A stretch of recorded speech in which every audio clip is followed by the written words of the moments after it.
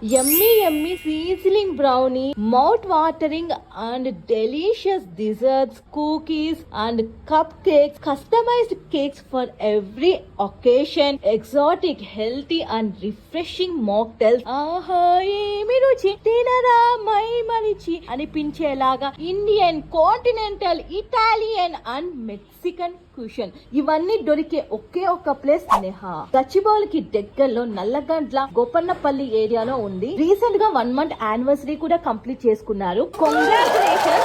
Interiors అయితే కేకో కేక.